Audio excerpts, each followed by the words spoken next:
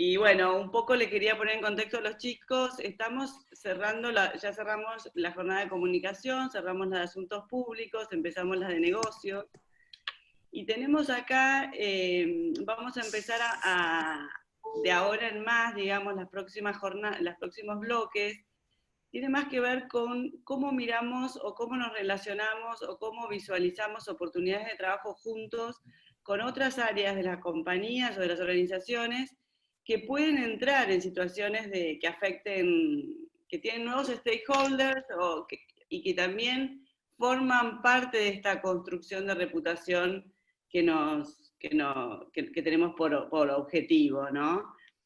Entonces, los objetivos de estas jornadas tienen que ver con entender cuáles son sus lógicas, sus miradas, sus preocupaciones, sus maneras de pensar, de manera tal de poder entenderlos y poder generar un win-win, ¿no? Una construcción que permita anticiparse, generar también un issues management con esos stakeholders y poder tener una mejor lectura de contexto, que es otra de las cosas fuertes que queremos como del posgrado dejar esta impronta, ¿no? El valor de tener la mejor lectura de contexto que podamos, ¿no? El clima de época, la previsión de los posibles movimientos, de opinión, de imagen, etc. Así que esta mañana arrancamos ahora con un bloque que tiene que ver con las finanzas y la economía del sector público, que bueno, Luis, gracias por estar acá. Luis, con Luis vamos a empezar con el tema de finanzas privadas, y Luis es el director del posgrado de finanzas de la UCA, él se va a presentar ahora, pero bueno, es un lujo tenerlo acá en el posgrado, así que va a tener el desafío de en muy poco tiempo dar lo que se da en todo un posgrado, básicamente, como me dijo, pero todo eso es un posgrado, me dice Ana. Bueno, hay que hacer un poquito de magia, pero también hay material de apoyo que le mandamos, que sugiere, y como siempre digo, ¿no? El posgrado apunta a abrir miradas, a abrir nuevas ingredientes, insights en los análisis, a tener más espectro, y después cada uno va a ir haciendo el recorrido de profundizar en los temas que más le atañen por el tipo de negocio o del sector en el que está, ¿no? Así que gracias Luis por estar aquí, arrancamos con vos y vamos a terminar a la segunda parte de la mañana con José Montaldo, con un caso puntual sobre el relacionamiento con accionistas. Sí, Jimé.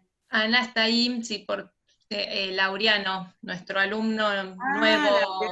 Laureano, ¿dónde estás que no te veo? Está ahí, está sin... Buenas. Está, ¿cómo ¿Qué tal? ¿Cómo les va? Buen día. Para que los chicos vean que... Claro, bueno, Laureano es alumno el año pasado, ¿no? No, el anterior. El anterior, 2018. El anterior. Y bueno, por una cuestión personal, las últimas jornadas no las pudo terminar, entonces retoma en este año a completar el posgrado, ¿no, Laureano?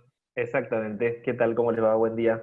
Un gusto estar acá de ¿Querés vuelta. presentarte, Laureano, así te conocen?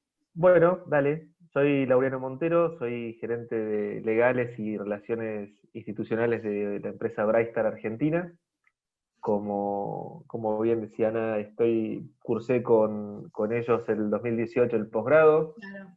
Por un X motivo no lo pude terminar, así que bueno, me había quedado pendiente y gracias a Jime y a Ana que me dieron la posibilidad nuevamente, acá estoy, queriendo terminarlo y compartiendo. Así que muchas gracias. Bienvenido, Laureano, y ya vamos a ir teniendo oportunidades de que vayas conociendo al resto del equipo. Vale, muchas gracias.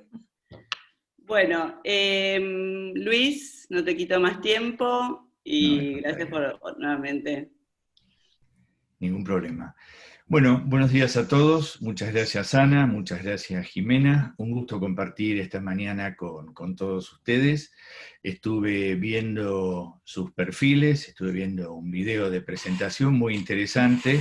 Realmente una muy buena idea que haciendo benchmarking la vamos a tomar para para nuestro posgrado. Es algo que no estamos haciendo y que me pareció una muy buena presentación. Así que muchas gracias. Les contamos a los chicos que nosotros a los profes les mandamos el video de la primera clase donde cada uno de ustedes se presenta, como para que tengan un mejor conocimiento del grupo. Sí, es excelente, porque si no pasa siempre lo mismo, que en cada clase tienen que volver a presentarse, Claro. cosa que para el profesor es buena, pero para ustedes es muy tedioso. Bueno, más allá de la presentación del mini bio que les enviamos, les voy a contar un poco por qué estoy acá y qué es lo que hice en mi vida, rápidamente para poder abordar los temas que corresponden. Yo estudié Administración de Empresas en la UCA y de ahí empecé a trabajar en la empresa de mi familia. Paralelamente, desde ese momento, desde que me recibí, empecé a dar clases. Durante 30 años aproximadamente di clases en el grado, di en primer año, lo que se llamaba Introducción a la Administración de Empresas. Después di estrategia en quinto año, con la carrera de quinto año, y desde hace 20 años, un poco más de 20 años, que estoy en la Escuela de Negocios y dirijo el posgrado en finanzas. Doy clases en distintos posgrados, en maestrías, bueno, en la Argentina y en algunos otros países de América Latina. Me especialicé en evaluación de proyectos de inversión en Harvard y también hice un curso de estrategia en MIT. Y como les decía, en la vida laboral, la verdad que hice de todo. Porque primero empecé a trabajar con mi familia, esto era una fábrica de máquinas de soldar. Al tiempo me di cuenta que éramos muchos caciques y pocos indios, así que decidí emigrar. El próximo paso fue una curtiembre, lo más parecido que había entre la fábrica de máquinas de soldar y la curtiembre es que al cuero lo llamaban chapa. De ahí en adelante todo lo demás era distinto. Pero la realidad es que tenían un tema en común. Las dos eran empresas en crisis. Así que, como ven, mi abordaje a las finanzas no fue por el lado glamoroso de las fusiones y adquisiciones o por el mercado de capitales, sino que, si hubiese sido médico, fue por terapia intensiva. Y en terapia intensiva se aprende mucho. El próximo paso fue un estudio vinculado justamente a concursos y quiebras, el estudio del doctor Héctor Alegría. Su apellido no denota su especialidad, pero fue quien escribió la ley de concursos y quiebras. Así que allí tuve la experiencia de consultor. Ustedes saben que las experiencias de consultores son mucho más fáciles que las vivenciales propias, ¿no? Aunque todo el mundo está en el mismo barco, el consultor a la noche sigue durmiendo mientras que el empresario tiene los problemas que tiene. Después sí, me tocó la parte glamorosa, hice el desembarco de 2 compañías en la Argentina y también tuve una etapa de mercado de capitales.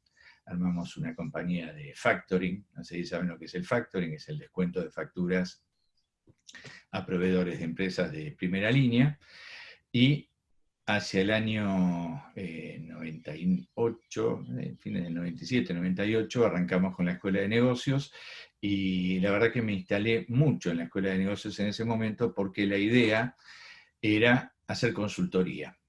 Pero bueno, estas cosas que pasan en estas universidades, cuando los curas se dieron cuenta que los consultores ganaban más plata que los decanos, hubo un cortocircuito y ya todo el tema de consultoría dejó de ser el tema importante. Así que tenía cerca de 50 años y me puse a pensar qué sabía. Sabía algo de soldadura, sabía algo de finanzas, y me puse a pensar cómo mezclarlas. Y empecé una empresa de rental de equipos industriales, básicamente dedicada a negocios energéticos, oil and gas y minería. Y tiempo después armé otra compañía en la que somos distribuidores de 2 marcas americanas de grúas. Bueno, con todo esto sigo dando clases, que es algo que me gusta, que bueno, a los que estamos en esto nos genera pasión. Así que hecha esta breve introducción, vamos a arrancar con esta charla de finanzas corporativas. Les voy a compartir la pantalla y vamos a ir avanzando y conversando con ustedes sobre lo que vamos a abordar.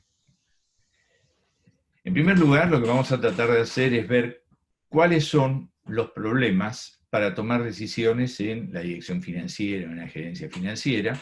Nos vamos a abocar a las decisiones financieras, inversión, financiamiento y dividendo. Esto vamos a tratar de llevarlo en paralelo con lo que sucede cuando miramos un balance, el estado patrimonial y el estado de resultados, y contarles que básicamente los balances hablan. Y dicen cosas que a veces los empresarios no quieren que digan. Y finalmente pensar en cuáles son las alternativas de financiamiento en cuanto a deuda y capital, un abordaje muy rápido. Bibliografía, básicamente estos dos son libros clásicos de finanzas, si alguien quiere ahondar en algún tema en particular. Y por otro lado, bueno, les enviamos algo de lectura previa y algo de lectura complementaria. Y bueno, y en la presentación también tienen mi mail, mi celular, cualquier cosa que necesiten. El curso tiene garantía y si en el futuro necesitan algo, con mucho gusto me mandan un mail, un WhatsApp y lo seguimos conversando.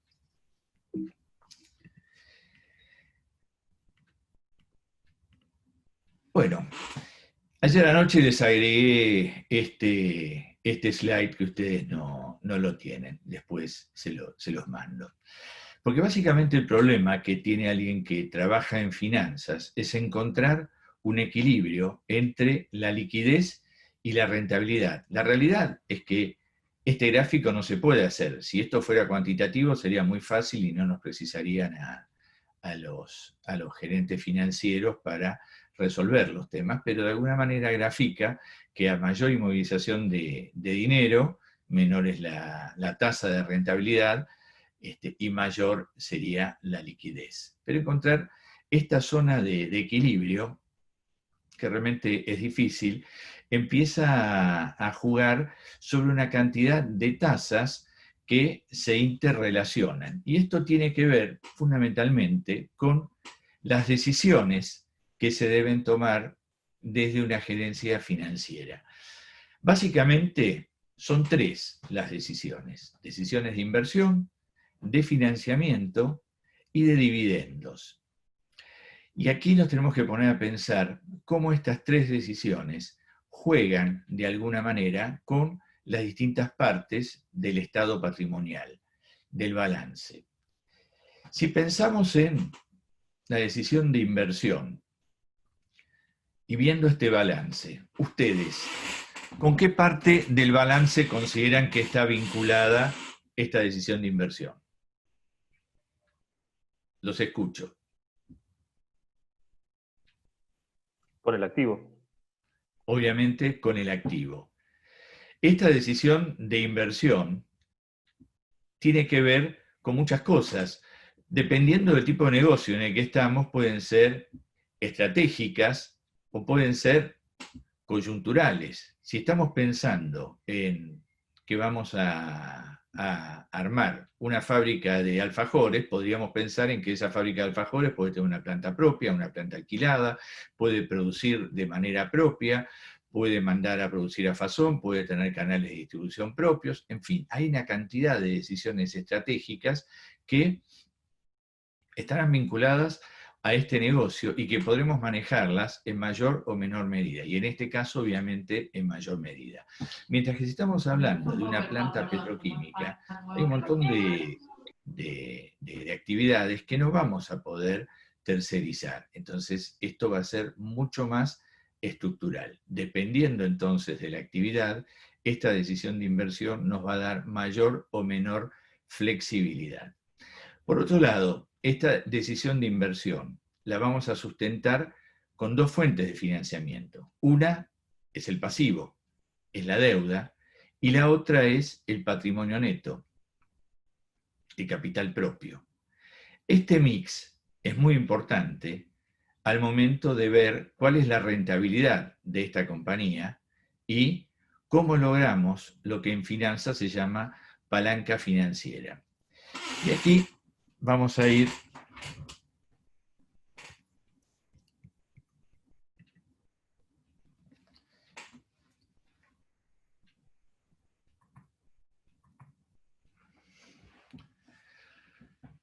a jugar un poco con la pizarra.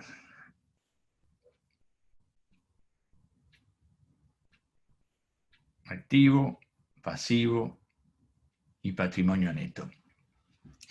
Supongamos que nuestra decisión de inversión, nuestro activo, en este caso, es de 100. Que la rentabilidad de este activo es del 10%. Ahora vamos a ver de dónde surge esta rentabilidad. Por otro lado, salimos al mercado y conseguimos 50 pesos de crédito. El pasivo sería de 50. Obviamente, el mercado también nos va a decir a qué tasa nos financian. Supongamos que es al 8%. Con esto ya sabemos que tenemos que poner capital propio por 50. El tema es que este capital propio necesita su rentabilidad propia, el retorno sobre el capital propio. Y acá surgen dos alternativas. Que este retorno sobre el capital propio surja como una consecuencia, que es lo que vamos a ver ahora, o que en realidad suceda lo que en la práctica sucede, que es que los accionistas nos estén diciendo cuál es la tasa que pretenden. Vamos a ver cómo se interrelacionan. En primer lugar, este 10% de los 100 son 10 pesos. Estos son los 10 pesos que vamos a tener para repartir entre los accionistas y los acreedores, el banco en este caso. Olvidémonos de los impuestos por el momento y pensemos entonces que si tenemos 10 pesos acá para repartir y al banco le tenemos que dar el 8% de los 50, que son 4, acá nos quedarían 6 pesos para los accionistas. Estos 6 pesos sobre estos 50 son un 12%. ¿Y esto qué quiere decir? Que la inversión que estamos haciendo, esta decisión de inversión, rinde un 10% y que los accionistas se van a llevar un 12%. ¿Esto qué es? Magia. Bueno, esto es palanca financiera. Esto es lo que todo el mundo quiere que suceda. Lograr que su negocio tenga un rendimiento X y lograr para sí mismo un resultado mayor. Así como estamos planteándolo, podríamos decir, vamos por más. En vez de 50 y 50, pidámosle 75 a los bancos. Bueno, si los bancos nos dan 75 a la misma tasa, obviamente esto va a seguir aumentando. La realidad es que en la medida que aumentan los montos, aumentan los riesgos y en definitiva la tasa también va a aumentar.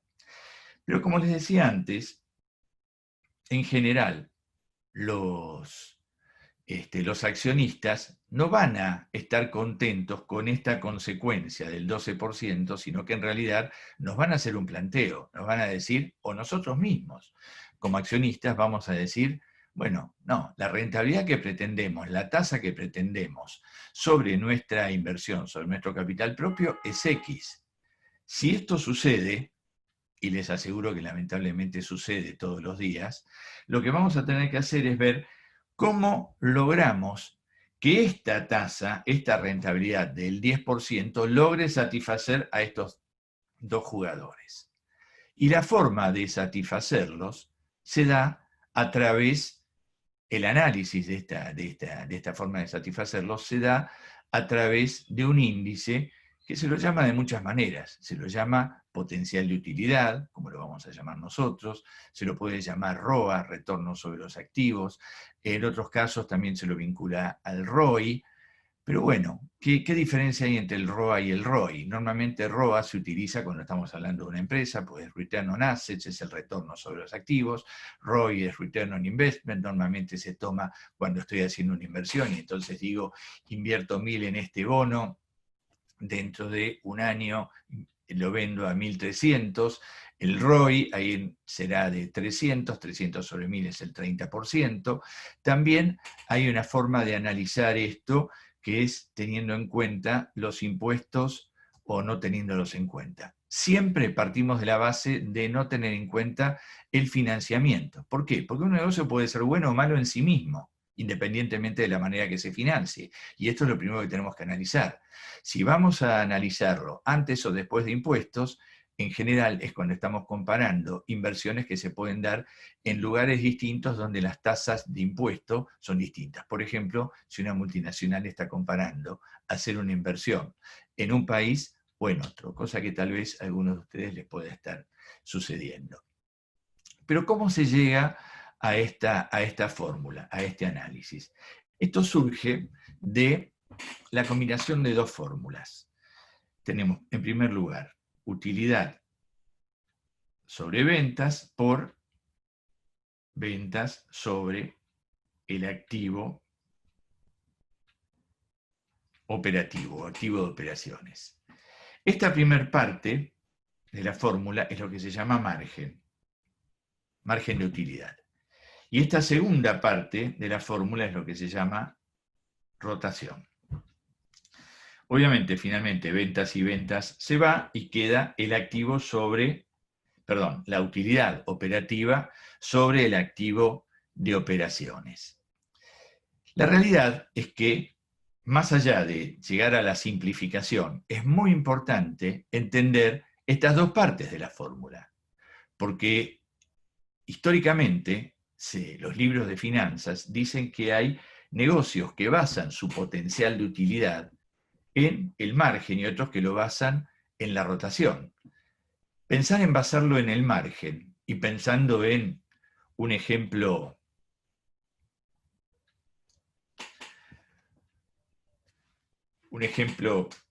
de la vida diaria. Si yo les pregunto, ¿cuánto pagarían por un Audi A3 más que por un Volkswagen Golf? Partiendo de la base de dos vehículos con el mismo motor, con las mismas características, porque obviamente hoy la diversidad de modelos puede llevar a estar comparando dos cosas totalmente distintas. Pero les pregunto, ¿cuánto estarían dispuestos a pagar más por un Audi A3 que por un Volkswagen Golf?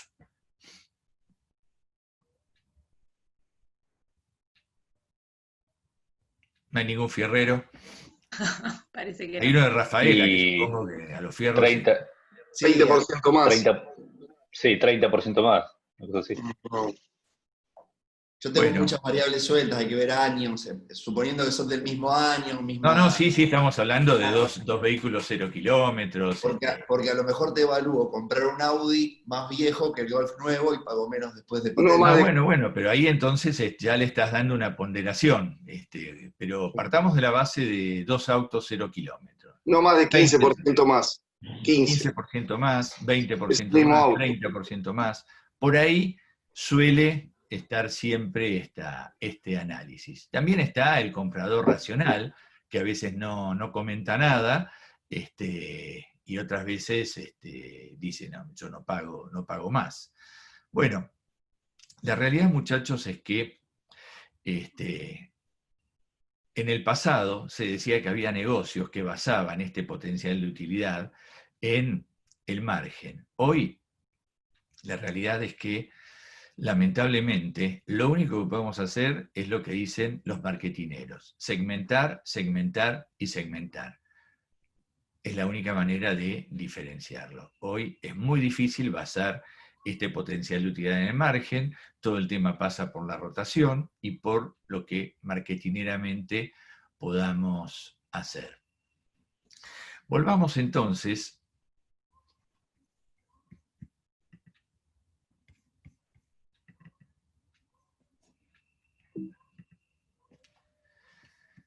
aquí tenemos esta fórmula que acabamos de desarrollar. Margen y rotación. Utilidad neta de operaciones sobre ventas, ventas sobre el activo de operación. Y fíjense que este análisis nos dice que, si pensamos en nuestro cuadro de resultados, tenemos las ventas menos los gastos de operación, que van a ser los costos de venta y los gastos administrativos y comerciales. y no estamos teniendo en cuenta los gastos financieros. ¿Por qué? Por lo que les decía antes. El negocio puede ser bueno o malo en sí mismo independientemente de la manera en que lo estemos financiando. Y lo que tenemos que ver acá es justamente si este negocio sirve. Después tendremos mejores o peores alternativas de financiamiento dependiendo de muchas cosas. Y en el denominador decíamos que nos va a quedar el activo de operaciones. ¿A qué nos referimos con activo de operaciones? Acá estamos hablando de los activos que realmente vamos a utilizar para este negocio. Y acá nos pueden pasar cosas tales como que tenemos una planta industrial en Pilar y tenemos oficinas en el centro, y que un día decidimos que no necesitamos más esas oficinas en el centro, las vamos a instalar en la planta industrial y nos sigue quedando este activo, estas oficinas en el centro, que en realidad ya no las usamos más para nuestro negocio. ¿Siguen estando en el activo? Sí. ¿Siguen siendo parte de la empresa? Sí. ¿Pero las usamos para el desarrollo de nuestro negocio? No. Entonces las tendríamos que sacar. Lo mismo si tenemos una empresa industrial y por otro lado tenemos un campo que por alguna razón, que podría ser impositiva, lo tenemos a nombre de la sociedad, pero no tiene nada que ver con nuestra actividad. Tampoco formaría parte del activo de operación. Igual si tenemos una casa de fin de semana, o no sé, los vehículos de mi familia que no están vinculados a la actividad de la empresa y sí están a nombre de la empresa, todo eso no formaría parte del activo de operaciones. Y también desde el punto de vista de las inversiones. Cualquier inversión puede formar parte de este activo de operaciones, pero tiene que tener un sentido, tiene que tener una lógica, tiene que ser una inversión estratégica vinculada a nuestro negocio. Si yo tengo títulos, bonos, acciones, moneda extranjera o lo que sea, y simplemente lo tengo como tenencia o no tengo un destino definido, no formaría parte de este activo de operaciones. Si realmente lo tengo porque nuestro negocio tiene zafra y en un momento determinado tengo que salir a comprar materia prima una vez al año, porque si no me quedo sin producir durante todo el año, o estoy preparándome para comprar la planta industrial de un vecino que la tiene en venta o está por quebrar, o tengo tengo maquinaria que está por llegar, y tengo esta inversión prevista para hacerle frente, bueno, todas estas alternativas son inversiones estratégicas que sí están vinculadas al negocio y que sí formarían parte de ese activo de operaciones. Ahora bien, este resultado, este 10% que obtuvimos y que nos va a servir para satisfacer a nuestras dos fuentes de financiamiento, la deuda y el capital. Para saber si esto está bien o mal, independientemente de ver si tiene palanca financiera positiva o no, ¿para qué me sirve? En primer lugar, tendría que compararme en el tiempo. Tendría que ver qué me pasó el año pasado, qué me pasó hace 2 años, hace 5 años, sigo manteniendo esta misma rentabilidad, está creciendo, está bajando. En segundo lugar, tendría que compararme con mis competidores y saber si estoy bien o mal en relación a lo que es la industria. Y esto siempre lo sabemos. Así seamos un gallego que tiene bares o restaurantes en la ciudad de Buenos Aires y que sabe, o panaderías, y que sabe perfectamente cuántos kilos de pan, cuántos cafés, o cómo se maneja el negocio en cada zona de la ciudad de Buenos Aires. Y si le preguntan cuál es la rentabilidad que pretende, les va a decir exactamente cuál es la tasa que pretende por su inversión, el return on equity, que decíamos, el retorno sobre la inversión propia, sobre el capital. Se lo va a decir. Lo mismo que una compañía multinacional.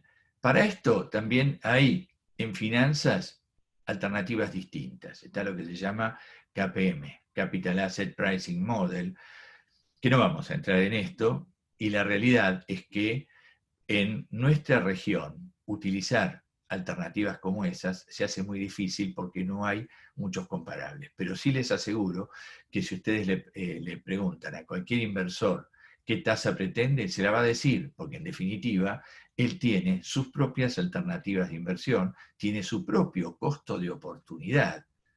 Este costo de oportunidad es lo mínimo que él va a pretender para cualquier negocio. ¿Por qué? Porque ya tiene esa alternativa. Entonces, cualquier negocio que aborde va a tener que rendirle, como mínimo, lo mismo que le está rindiendo el negocio que ya tiene.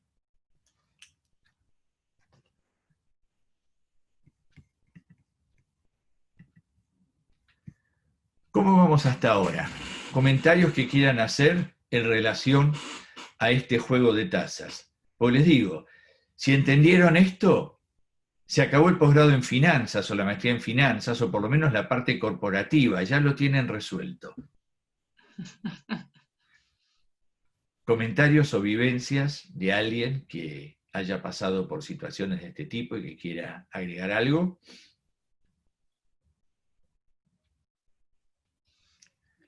Okay. Me parece, Luis, que nos hace falta el posgrado en finanzas. Bueno, pero ¿se entendió la base de esto? Sí, sí, sí. Okay. Sí, sí, bueno, sí. Entonces, decíamos que esto es un juego de tazas. Y ya que estamos, pensemos en cómo se construye una taza. ¿De dónde se arranca? ¿Cuál es el piso? Una tasa libre de riesgo. ¿A qué se considera una tasa libre de riesgo? Una tasa del bono del Tesoro americano a 10 años se la suele considerar tasa libre de riesgo. Ok, pero bueno, partamos de esa base.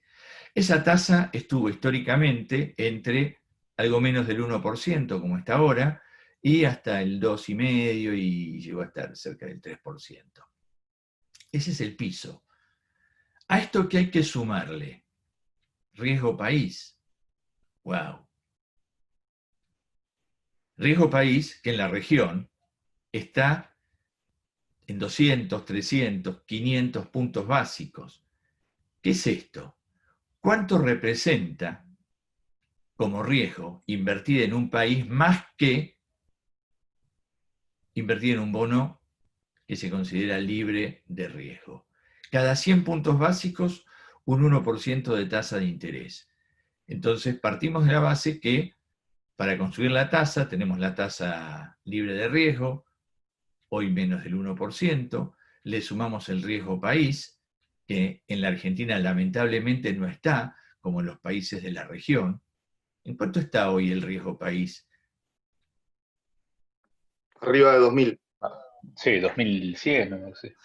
Sí, bajó un poquito ahora, antes de ayer, pero bueno, llegó a estar Volvió a subir 2100, ayer. 2200, cerca de 2100. Lo mínimo que tuvo la Argentina fueron 700 puntos básicos. Lo máximo que tuvo, ¿saben cuánto fue? 7000. 7000. La crisis del 2001, 2001-2002, estuvo en 7000. ¿Qué quiere decir esto? Que para financiarte, por encima de la tasa libre de riesgo tendrías que pagar un 70%. ¿Y esta tasa qué es? Es una tasa que aterriza en el aeropuerto de Ezeiza y todavía no pasó por la aduana. ¿Y qué es la aduana? Bueno, independientemente de esta base de tasa, una cosa es financiarle a una empresa petroquímica, o financiarle a YPF, o financiarle a Carrefour, o financiarle a un banco, y otra cosa es financiarle a una pyme, financiarle a una curtiembre, financiarle a un importador. Bueno, cada negocio tiene riesgos distintos. Además del negocio, que es un riesgo, también tenemos los montos, los plazos, las garantías y el empresario, porque está el que tiene currículum y el que tiene prontuario. Así que bueno, todo esto nos lleva a definir un nivel de tasa. Y cada uno de nosotros va a tener un nivel de tasa de financiamiento distinto. Y por otro lado, cada uno de nosotros va a tener un costo de oportunidad distinto como inversor. Y esas dos tasas son las que van a jugar del lado de las fuentes de financiamiento. Y entonces van a llevar a que este potencial de utilidad, esta rentabilidad, este ROA, este retorno sobre los activos, Return on Assets, tenga que ser suficientemente importante como para satisfacer a estos dos jugadores. Porque así como les dije, magia, palanca financiera positiva, también podríamos encontrarnos con que el efecto es negativo y la palanca financiera es negativa. ¿Qué quiere decir esto? Que nos financiamos a una tasa mayor que la que le podemos pagar a nuestros inversores. ¿Y qué podemos hacer? Y bueno, tendríamos que, por un lado, tratar de ver si logramos mejorar las fuentes de financiamiento, si logramos mejorar la espalda que tenemos para salir al mercado. Pero por otro lado, indefectiblemente, perdón, vamos a tener que trabajar sobre las decisiones de inversión. Y dijimos que estas decisiones de inversión surgen del resultado final de esa fórmula que dice utilidad neta de operaciones sobre activo de operaciones. Entonces vamos a poder trabajar sobre el numerador o sobre el denominador o sobre los dos. Sobre el numerador, la utilidad. ¿De dónde surge? De un cuadro de resultados. Y ese cuadro de resultados, ¿qué va a tener?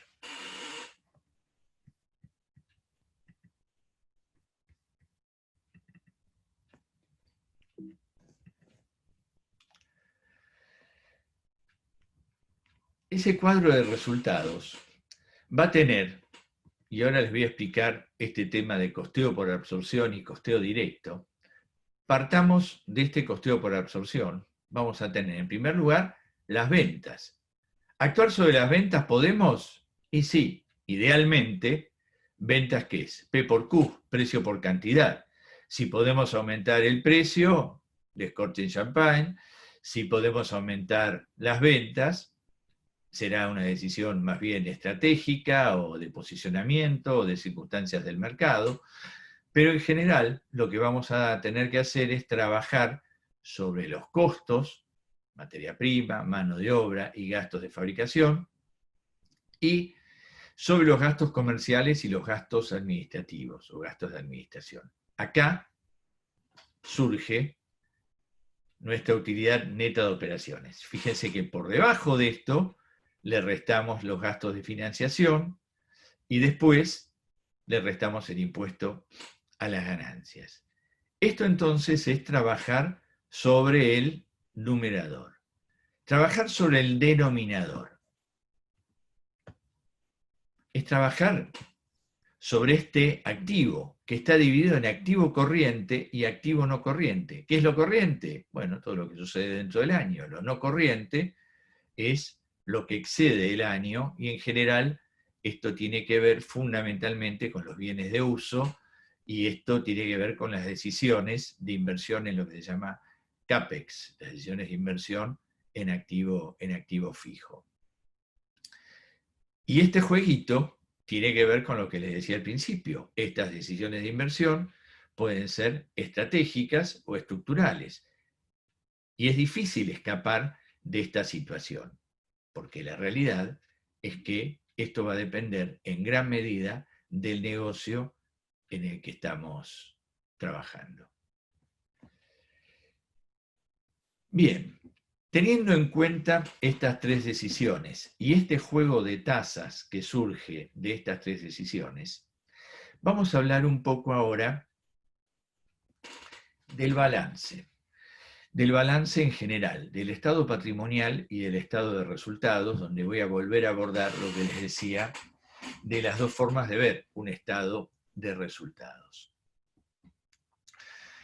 Pensemos en lo que sucede en cada uno de los rubros del balance y cómo esto afecta a lo que nos pasa en una compañía.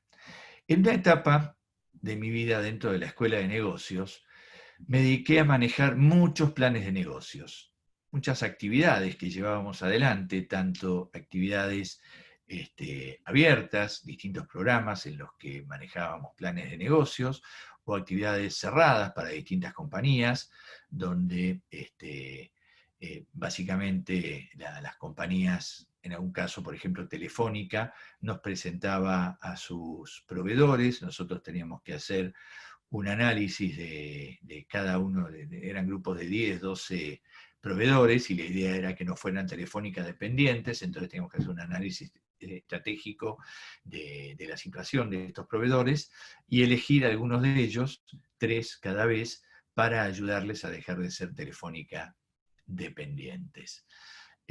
Viendo todos estos planes de negocios, tuve, digamos, una exposición a más o menos durante 5 o 6 años, 200 planes de negocios por año, y hacíamos una actividad que se llamaba Invertir en Pymes, que era analizando finalmente algunas de estas empresas que considerábamos que tenían posibilidades de conseguir créditos o inversión. Hacíamos un evento que se llamaba Invertir en Pymes, en el que 10 o 12 bancos y 3 fondos de capital de riesgo, fondos de inversión, se vinculaban con estas empresas y a veces lográbamos formar felices parejas. Pero bueno, en el análisis de las situaciones de cada una de estas empresas, fueron surgiendo situaciones que sirven como ejemplo para pensar en que el balance habla. Una vinculada a disponibilidades. ¿Qué hay dentro de disponibilidades? Caja y bancos, básicamente, es el rubro más líquido y el que tiene que ver fundamentalmente con la liquidez de la empresa, y acá volvemos a lo que es el dilema del gerente financiero, que es lograr este equilibrio entre la liquidez y la rentabilidad, porque tiene que tener fondos suficientes para hacerle frente a las distintas necesidades que le plantean desde las distintas áreas de la empresa, pero básicamente lo que tiene que lograr es mantener la mayor rentabilidad posible para que los inversores estén lo más satisfechos posibles, porque si no, no logra esa palanca financiera. Y ahí otra vez nos encontramos con situaciones en las que hay empresas o fondos que consideran que van a lograr cosas que no las logran. Miren, si pensamos, por ejemplo, en el Excel Group, ¿se acuerdan del Excel Group? ¿Alguien lo conoció? Sí. ¿Sí? Sí, Bueno, sí, fue famoso. Fue Sí, famoso. famoso por su crecimiento y caída. Cayó tan fuerte como creció. Fueron los dueños de Exactamente. Fredo, ¿no? También en un momento. Exactamente. Los dueños de Bueno, Fredo. este fondo de Juan Navarro se dedicó a muchísimos negocios distintos. Nosotros, desde la UCA, en algún momento, hicimos en dos momentos distintos análisis de los fondos de capital de riesgo que trabajaban en la Argentina, previo a la crisis 2001-2002 y posterior a la crisis 2001-2002. Y nos encontramos con una particularidad. Previo a la crisis 2001-2002, veíamos que en el mundo los fondos de capital de riesgo básicamente invertían en mayoría y se posicionaban en ciertas industrias en particular. Mientras que en la Argentina veíamos que invertían en minoría y buscaban el negocio al que podían acceder. Esto era lógico porque el desarrollo de las distintas industrias no estaba tan preparado como para lograr una especialización de estos fondos. El único que seguía la tendencia internacional era el Excel Group, que invertía en mayoría y además invertía en tantos negocios distintos, tarjetas de crédito, medicina privada, productos de consumo masivo, ropa, indumentaria, bueno, en fin, invertía en todo, invertía en mayoría. Y la realidad es que hay algunos negocios en los que le fue excelentemente bien, como cuando compró Supermercados Norte, se dio vuelta, se lo vendió a Carrefour, prácticamente en la misma, vendió la mitad del negocio, prácticamente en la misma plata que había invertido por el negocio completo, se quedó con el management. Bueno, este negocio fue un negocio excepcional que tuvo otras situaciones, ¿no? Aparentemente se habían olvidado de tomar en cuenta en el análisis de las ventas algunas notas de débito y afines, cosa que cuando veían la utilidad y partíamos del estado de resultados, en la parte de ventas había, digamos, ventas infladas. Esto llevó a un proceso judicial muy complicado en el que, bueno, de que salieron hace poco tiempo. Pero, así como tuvieron un negocio excepcional, alguien recién mencionó Fredo. El peor negocio en el que participaron, o creo que fue el peor, fue el de Fredo. Por Fredo pagaron $80 millones. A los 2 años salieron a ofrecerle este negocio a la familia Barrachino, a los dueños originales. ¿Saben en cuánto? En $40 millones. Wow, negocio espectacular. Me vuelvo a quedar con la empresa y me quedo con $40 millones en el bolsillo. ¿Saben qué le dijeron? No, gracias. ¿Alguien iba a hacer un comentario? No, yo dije que no, que dijeron que no Sí. No lo aceptaron. Exactamente. ¿Y saben en qué terminó? Terminó en manos del Banco de Galicia por $17 millones por la deuda. Entonces, mucho cuidado, porque el jugar con esta palanca financiera y con estas decisiones financieras puede ser excepcional si realmente logro ese apalancamiento. Esto es lo que encontré. ¿Perdón? No, creo que hay un audio abierto de alguien. Por eso. Perfecto, ok.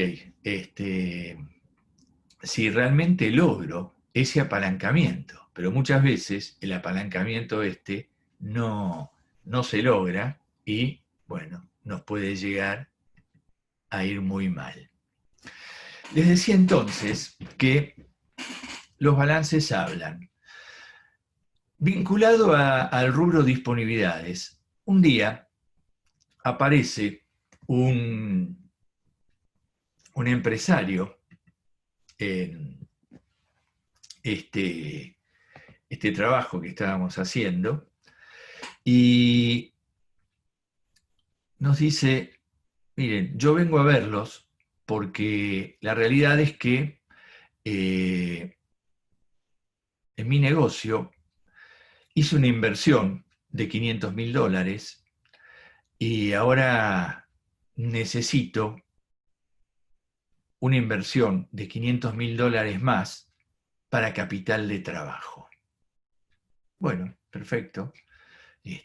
Analizaremos el proyecto, analizaremos las posibilidades que tenés, te sumaremos al trabajo que estamos haciendo y finalmente veremos si hay algún banco o alguien que esté dispuesto a participar con vos y acompañarte en este emprendimiento.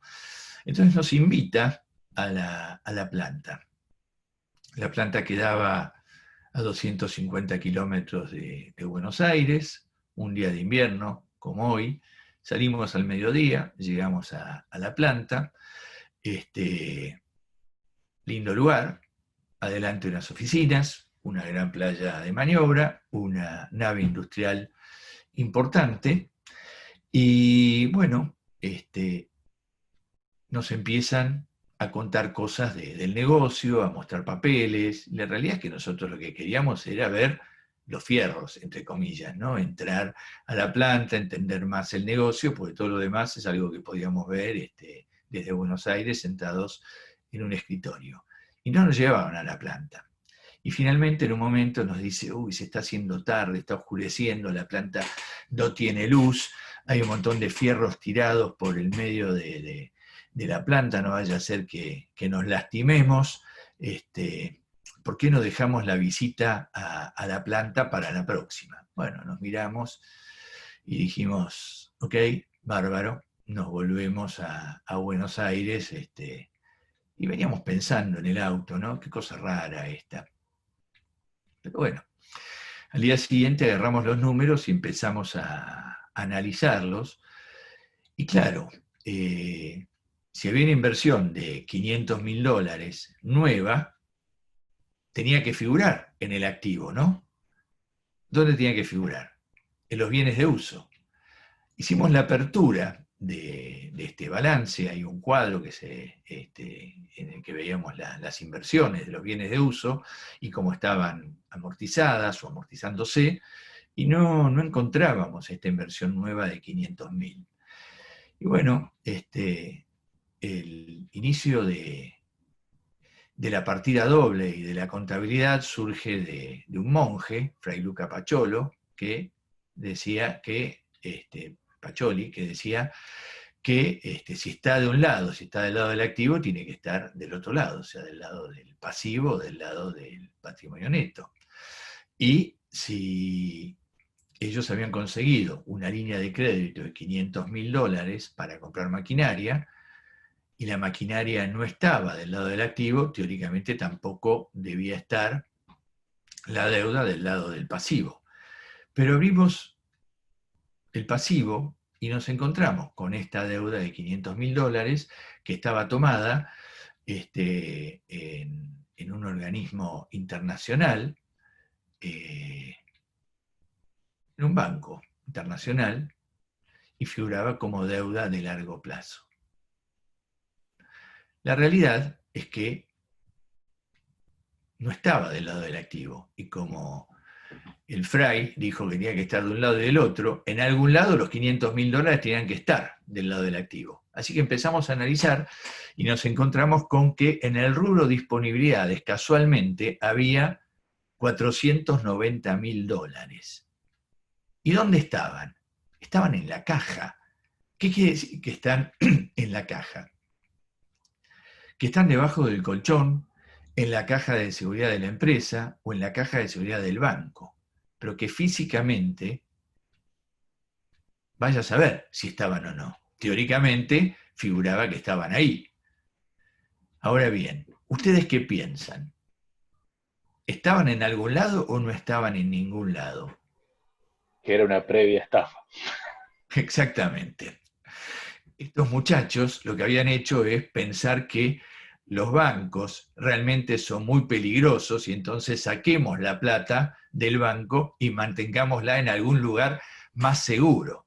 La realidad es que cuando hay líneas de crédito de este tipo, bueno, la plata por tu cuenta bancaria pasa un nanosegundo, porque en definitiva va a que le pagues a la fuente de financiamiento. En este caso, por alguna razón, ese dinero quedó distraídamente en la cuenta de la empresa y ellos dijeron saquémosla por las dudas. Ahora lo que estaban tratando de hacer era conseguir una nueva línea de crédito de $500.000 que decían que era para capital de trabajo, que en realidad era para que no les caiga la penal tributaria. La realidad era esta. En fin, les dijimos que no teníamos alternativas como para apoyarlos ante la presentación, ante distintos bancos o algún otro fondo, y que si querían quedarse en el curso, con mucho gusto, los podíamos apoyar y acompañar a desarrollar su plan de negocios, pero que no iban a poder participar del invertir en pymes. Obviamente, desaparecieron muy rápidamente y tiempo después los vi entre la lista de empresas concursadas y finalmente entre la lista de empresas quebradas. La realidad es que los balances hablan y hay que tener mucho cuidado, tanto si estoy armando mi propio balance, porque alguien lo va a analizar, alguien lo va le va a prestar atención y me va a hacer preguntas, como si ustedes tienen que analizar el negocio de alguien donde quieren invertir, obviamente también van a empezar a ver cada una de estas situaciones. Segundo rubro, el rubro créditos. También es un tema interesante para analizar. Resulta que podemos ver por ejemplo, en el rubro créditos, $200.000 y pensar qué relación tienen estos créditos que están en el balance con las ventas. Supongamos que las ventas son $1.200.000 al año. Saber si está bien los créditos que tenemos en el balance en relación a las ventas o no, bueno, va a depender de cuáles son las condiciones de venta en este negocio. Y estas condiciones de venta, a veces las fijamos nosotros, pero muchas veces son condiciones del mercado. Y esto tiene que ver con lo que se llama el capital de trabajo natural de una compañía. Porque si mi negocio es una heladería, obviamente la plata entra a la caja todos los días, pero a los proveedores les voy a pagar tarde. Entonces, la lógica de este negocio implica en que voy a tener muchas disponibilidades y voy a tener un activo corriente, todo lo que se da dentro del año, que sería disponibilidades, créditos y básicamente bienes de cambio, muy importante. Y por otro lado, voy a tener también un pasivo corriente muy importante, porque a mis proveedores les voy a deber mucho, porque les voy a pagar tarde. Pero si mi negocio es agrícola, sé que voy a tener que invertir, voy a tener que seguir invirtiendo, voy a tener que rezar durante bastante tiempo para que un día pueda cosechar. Entonces, durante mucho tiempo voy a tener que hacer inversiones para después recuperarlas. Y esto es algo que naturalmente se da según el negocio en el que estamos. Y es difícil cambiar esta situación. Entonces, supongamos que estamos hablando de un nivel de créditos de 200.000 contra un nivel de ventas de 1.200.000, como decíamos antes. La próxima pregunta es, ¿a qué plazo vende esta compañía? Bueno, supongamos que nos dicen que vende a 30 y 60 días. 30 y 60 días nos da un promedio de 45 días. 200.000 sobre 1.200.000 serían 2 meses, serían 60 días. Tener un promedio de 45 días nos debiera dar 150.000. Si estamos en 200.000, la primera conclusión a la que podemos llegar es que, bueno, estamos un poco atrasados, tal vez en 15 días. ¿Pero nos podemos quedar con este nivel de análisis? Y la realidad es que no, porque nosotros no sabemos qué cosa. No sabemos cómo están abiertas estas deudas. Pero además, ¿saben qué? No sabemos en qué momento estamos sacando la foto del balance. Si este negocio tiene estacionalidad, y supongamos que estamos hablando de una fábrica de alfajores que se venden en los kioscos de los colegios, y que la foto la sacamos al 31 de diciembre, obviamente, los créditos que puede tener esta compañía o este kiosco al 31 de diciembre va a depender de las ventas que tuvo en el mes de diciembre y parte de las ventas que tuvo en el mes de noviembre. Y seguramente el kiosco del colegio debe haber vendido muchos más alfajores en pleno invierno que en noviembre y diciembre, que los chicos quieren comprar helado, quieren tomar helado o quieren comprar Coca-Cola. Así que seguramente el promedio de ventas al mes de noviembre y diciembre no va a estar en esos 100.000, va a estar muy por debajo. Así que tal vez al 31 de diciembre debieran figurar en esos créditos, no sé, 70, 80.000 entre lo que le quedó a cobrar de diciembre y parte de lo que quedó a cobrar de noviembre, y no 200.000. Así que el primer tema que tenemos que analizar es cuándo estamos sacando esa foto. Además, tenemos que hacer una apertura de esos créditos, porque puede ser que todo el mundo esté atrasado, todos los clientes están atrasados. Bueno, ¿qué pasa? No sé, pandemia, por ejemplo. crisis general. Todo el mundo está atrasado, se cortó la cadena de pagos, y esto es un problema que vemos que cuando hacemos la apertura de los créditos, hacemos un listado con todos los clientes y empezamos a abrir 30, 60, 90, 120, 150, 180 días, más de 180 días, y vemos que todo está atrasado. Bueno, evidentemente es un tipo de conclusión. Primera, crisis. Segunda, que también podría ser, es que no están poniendo el esfuerzo que tienen que poner en la cobranza. Pero muchas veces lo que sucede es que empezamos a ver bolsones, y estos bolsones pueden tener que ver con una situación regional. Bueno, en un lugar del país hay una crisis. También podría tener que ver con alguna actividad. Tenemos clientes de distintos perfiles, y los clientes de un negocio en particular la están pasando mal, y bueno, entonces los clientes que están en esa industria, en esa actividad, evidentemente no nos pueden pagar.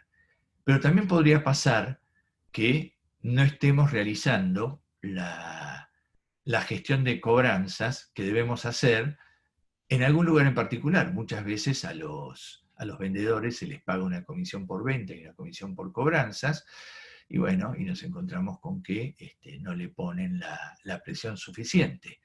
O nos podemos encontrar con que el vendedor de una región determinada con algún distribuidor puede tener algún negocio puntual o particular. Y el tema es pensar cada cuánto podemos revisar o debemos revisar esta política de créditos y cobranzas. Y acá les devuelvo la pregunta. ¿Ustedes qué piensan? ¿Cada cuánto consideran que se debe analizar la política de créditos y cobranzas de una compañía? 90 días. 90 días. ¿Alguna otra opinión?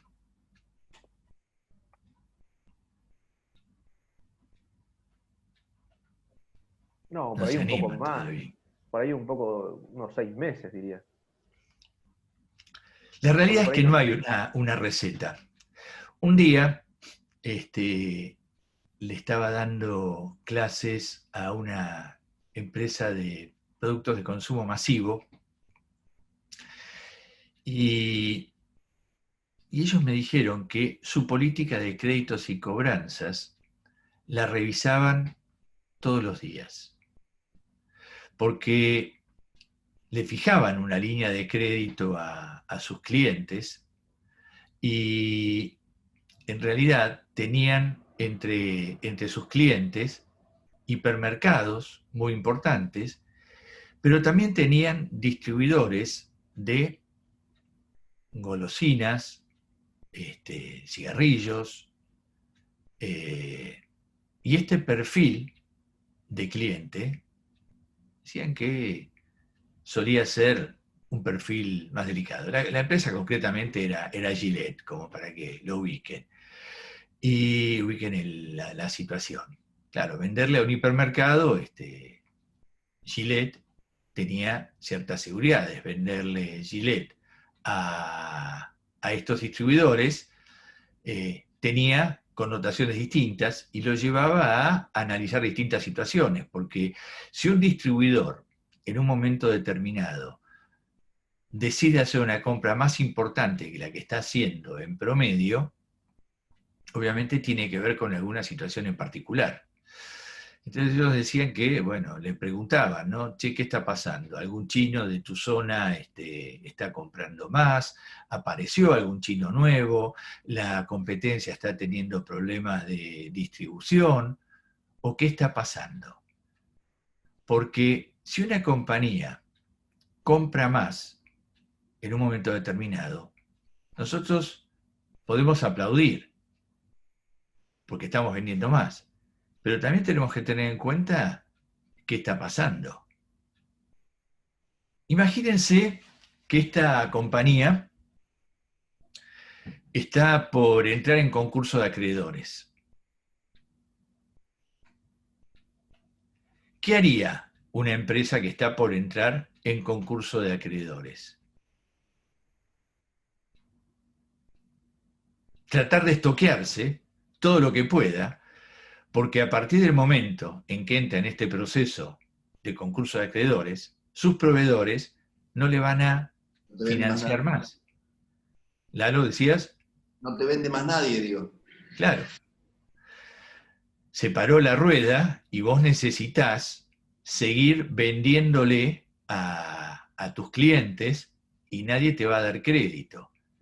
Esto no quiere decir que están pensando en estafar a sus proveedores. No, a los proveedores seguramente les van a pagar. Hay que ver cómo le pagan a los bancos o hay que ver cómo le pagan finalmente al fisco. Pero a los proveedores, en general, se los trata de acompañar y de salvar. Pero este posicionamiento llevaría a que básicamente se estoqueen antes de una situación de crisis como esta. Así que sí, hay que tener mucho cuidado en si ellos decían que tenían que ver exactamente qué es lo que estaba pasando, porque un distribuidor de estos de golosinas, y bueno, podía ser una situación muy complicada, y tenían que tener mucho cuidado con lo que estaba pasando. Otras situaciones que se pueden presentar, que se pueden plantear, pueden tener que ver con, por ejemplo, el rubro bienes de cambio. ¿Qué hay en los bienes de cambio de una empresa? Materias primas, productos en proceso, productos terminados. Y este nivel de stock es una decisión que vamos a tener que tomar. Otra vez, esto tiene que ver con el capital de trabajo de la empresa. ¿Qué es el capital de trabajo de la empresa? El activo corriente menos el pasivo corriente.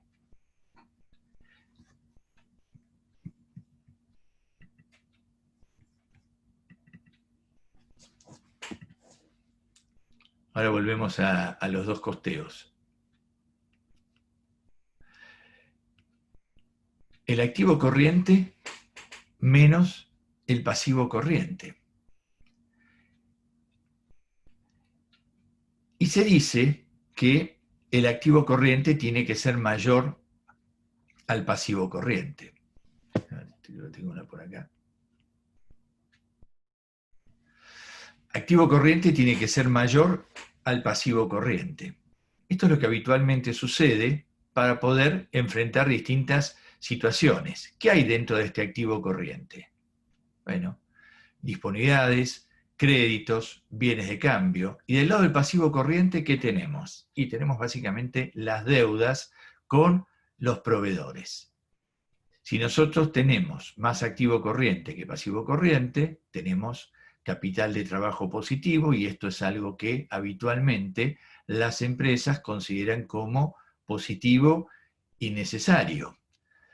Pero también hay negocios que funcionan muy bien con capital de trabajo negativo. Esto querría decir que hay más pasivo corriente que activo corriente. ¿Qué negocio puede funcionar bien con capital de trabajo negativo? Y por ejemplo, un hipermercado. Nosotros en un hipermercado analicemos los rubros. Si tenemos disponibilidades, bueno, ¿qué pasa? La plata entra a la caja, esta plata queda en la caja, no, obviamente no va a quedar en la caja, va a seguir bajando dentro de la estructura del balance, vamos a tener créditos por ventas, y estos créditos, ¿qué serán? Y las tarjetas o los bonos con los que nos pagan los clientes, que básicamente son de muy corto plazo, y por otro lado tenemos bienes de cambio. Bienes de cambio, ¿vamos a tener muchos o pocos? La realidad es que en un hipermercado tenemos muchos, pero ¿saben de quién son estos bienes de cambio? Y básicamente son de los proveedores. Porque la realidad es que vamos a tener acuerdo con los proveedores y en estos acuerdos vamos a ver que la mercadería que tenemos básicamente es de los proveedores. La vamos a tener por distintas circunstancias, de alguna manera, en consignación. Y por el lado del pasivo corriente, a los proveedores, ¿le vamos a deber poco o mucho? La realidad es que le vamos a deber mucho.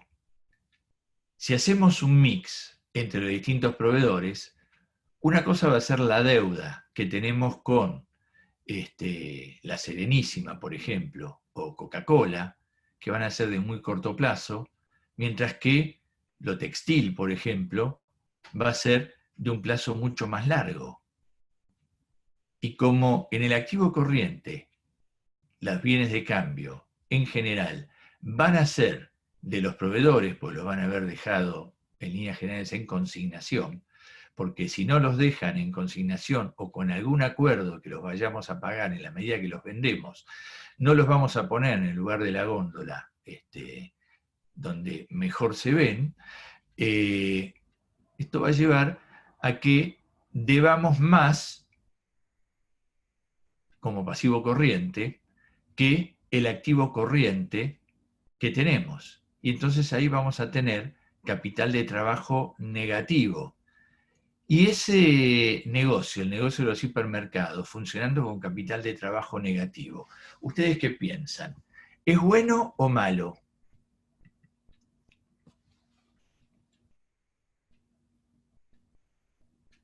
Abran los micrófonos. Yo creo que es bueno porque significa que tiene mucha circulación y que vende el supermercado, ¿no? Exactamente. Es un muy buen negocio porque, por otro lado, la plata que entra a la caja y esos créditos de corto plazo no quedan en la caja. En este tipo de negocios, esto que entra al activo corriente no queda en el activo corriente, empieza a bajar dentro de la estructura del balance. ¿Y a dónde va? Y puede ir a abrir nuevas bocas en el país, puede ir a abrir nuevas bocas en el exterior, o puede ir a negocios financieros, pero no va a quedar en el activo corriente. Entonces el activo corriente encaja que va a quedar, y lo que se necesita básicamente para dar vueltos. En créditos, ¿qué va a quedar? Y básicamente las tarjetas o los, ¿cómo se llama? Los cupones de venta que podemos llegar a hacer, pero va a ser poco. Mientras que del lado del pasivo corriente, a los proveedores les vamos a deber bastante. Y por ahí pasa el negocio de esta actividad. ¿Y funciona con capital de trabajo negativo? Sí. ¿Y es bueno? Sí. Mientras que es muy distinto si estamos hablando de un negocio industrial y comercial, porque la realidad es que en ese negocio vamos a necesitar tener créditos para nuestros clientes, tener disponibilidad de bienes de cambio para esos clientes, y vamos a tener que trabajar con un capital de trabajo positivo. Esta es la realidad del negocio, y esto lleva a pensar en lo que se llama capital de trabajo natural de las empresas, donde el activo corriente menos el pasivo corriente, para esta actividad, tiene que ser positivo. Mientras que hay otros negocios, como este del hipermercado, que puede funcionar con capital de trabajo negativo. Porque la realidad es que cuando pensamos en el capital de trabajo estamos mirando el negocio de arriba hacia abajo, activo corriente menos pasivo corriente. Como decíamos,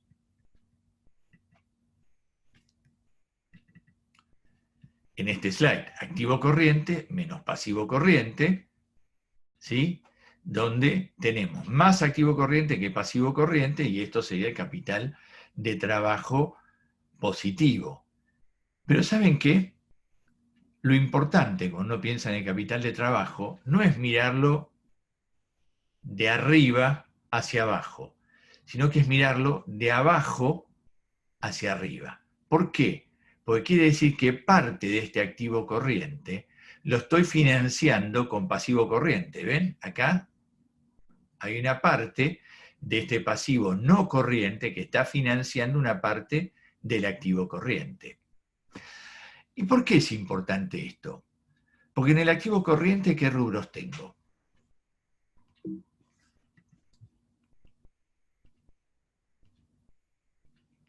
Caja. ¿Qué rubros tengo? Disponibilidades, créditos, bienes de cambio e inversiones. Y dentro del pasivo corriente, básicamente lo que tengo son deudas comerciales. Cuando hacemos nuestro análisis de capital de trabajo positivo y tenemos... ¿Dónde estás?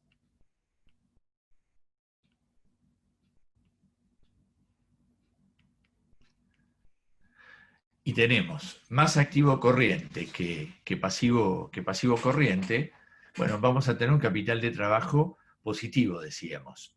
Pero ¿qué es lo que vamos a estar haciendo?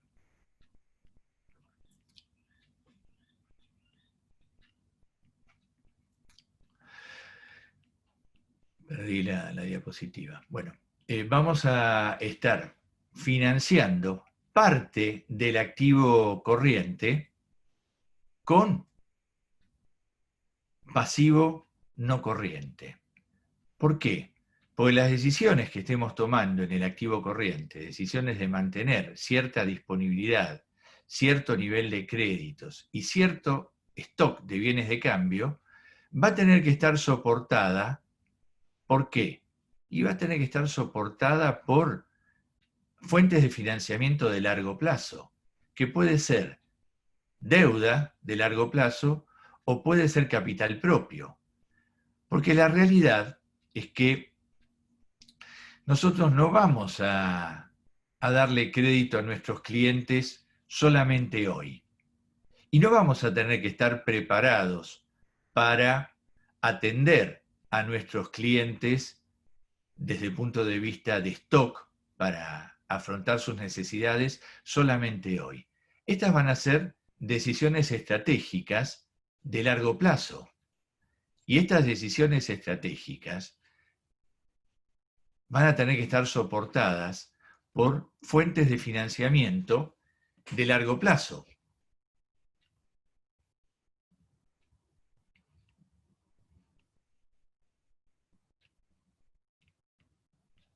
Bueno, perdí el slide.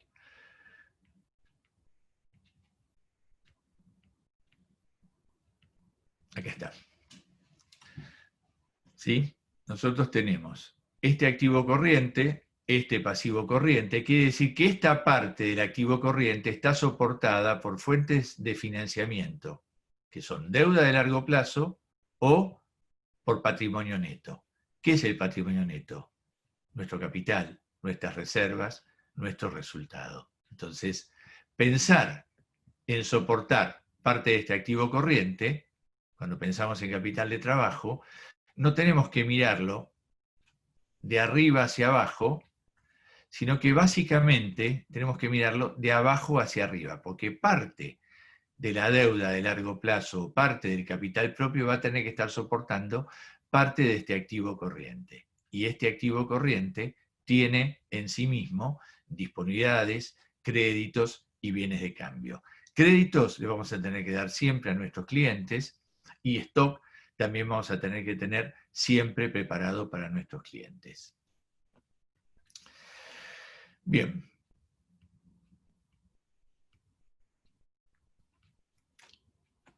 Estábamos acá, analizando por qué los rubros de un balance hablan.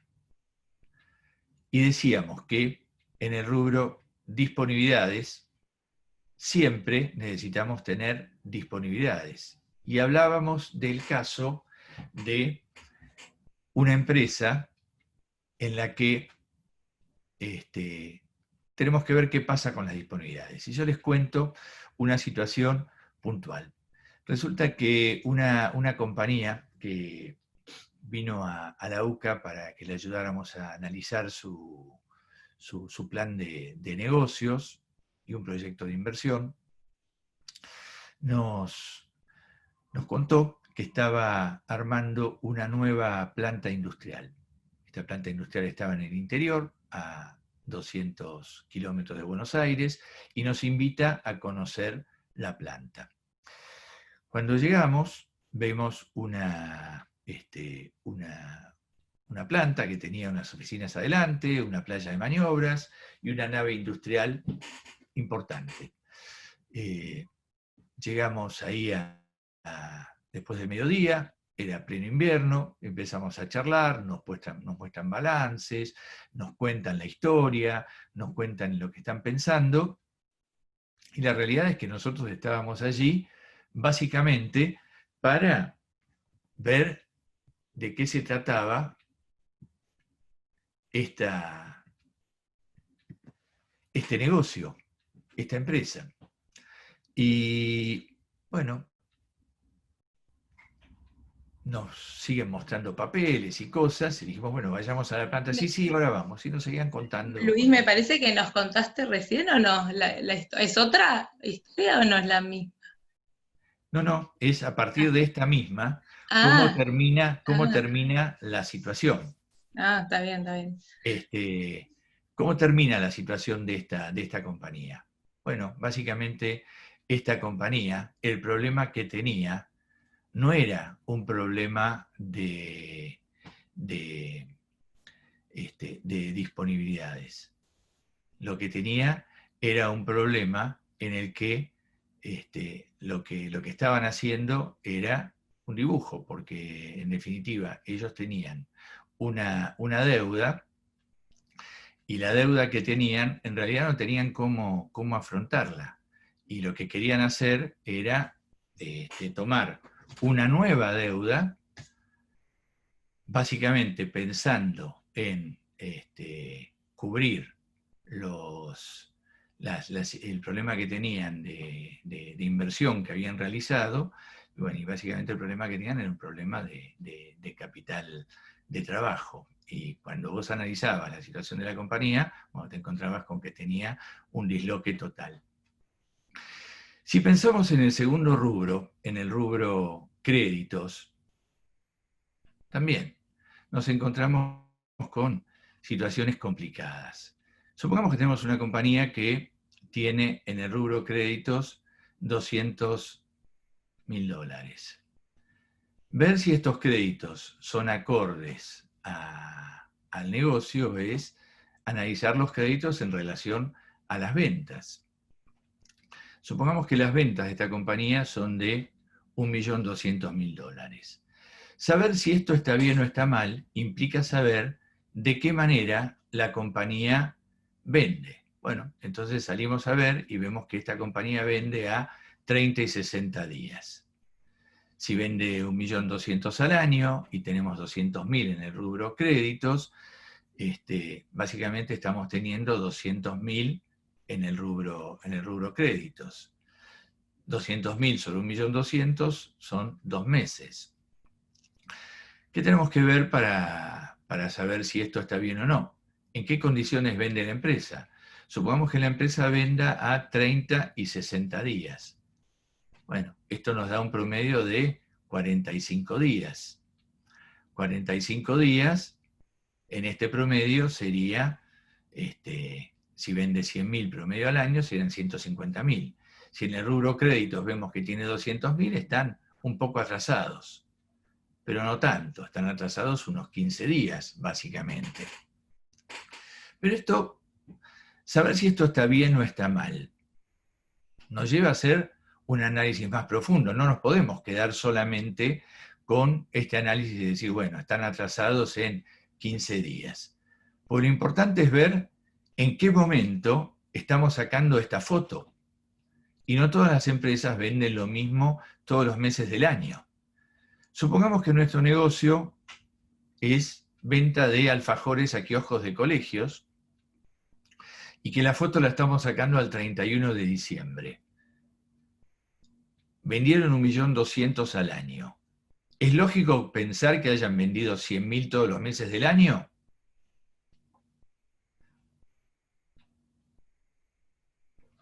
Obviamente no.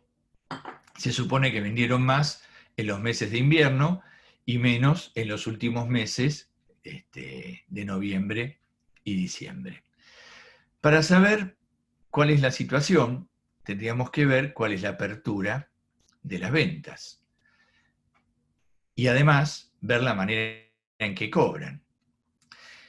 Supongamos que vemos que las ventas del mes de diciembre fueron de 50.000. Y las ventas del mes de noviembre también fueron de 50.000.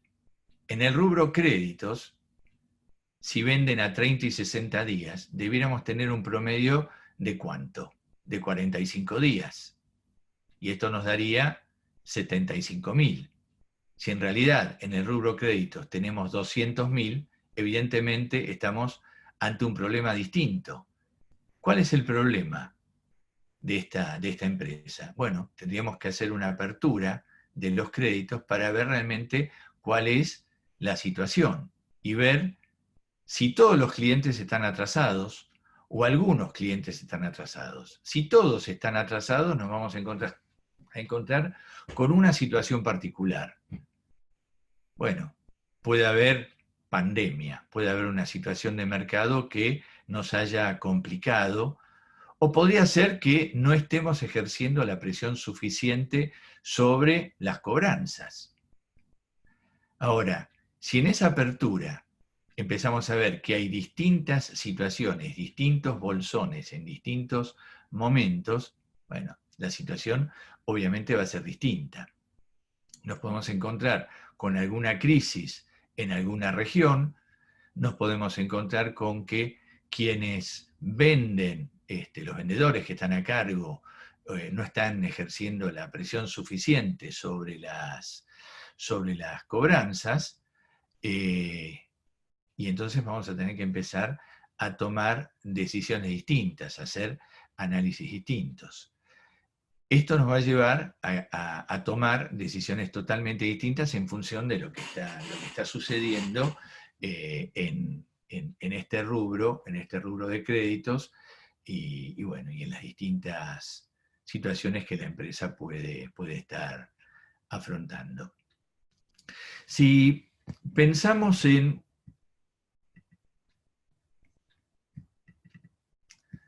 otro rubro, el rubro bienes de cambio. En el rubro bienes de cambio, ¿qué tenemos? Materia prima, productos en proceso y productos terminados. Claro, trabajar sobre este rubro bienes de cambio tiene una cantidad de implicancias y nosotros tenemos que ver realmente dónde estamos parados como empresa. Yo les conté que trabajé en un momento determinado en una curtiembre.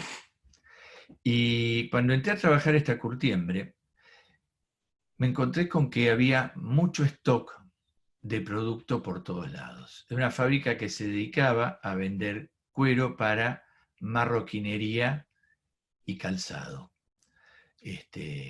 Unos cueros muy lindos, muchos cueros distintos, mucho stock por todos lados. La empresa estaba en concurso de acreedores. Yo entré a la compañía para, manejar el área de administración y finanzas, pero la empresa ya estaba en crisis y había que empezar a hacerle frente a las distintas obligaciones estando en concurso. Así que uno de los problemas que teníamos era ver de dónde sacábamos plata para pagar las cuotas concursales. Y una de las cosas que vimos es que había mucho stock de producto. Cueros muy lindos, de distintos colores, y yo tuve la oportunidad, para tratar de entender el negocio, de empezar a recorrer la planta, la empresa, con el director industrial, que era uno de esos líderes carismáticos espectaculares, ¿no? Que caminaba por la fábrica, todo el mundo lo apreciaba, lo respetaba, tenía autoridad de ideas, y bueno, y él me enseñaba sobre este negocio, porque yo venía de un negocio totalmente distinto. Y entonces él acercaba a la gente y le decía: dígame, ingeniero, ¿qué hacemos con este cuero? Y él lo tocaba y decía: déjalo para Adidas porque tiene tal producto de zapatillas, este producto le sirve para tal cosa, déjalo para Florsheim, que era un cliente que tenían en Estados Unidos. Bueno, él en su mente de técnico exquisito tenía un producto ideal para cada cliente ideal.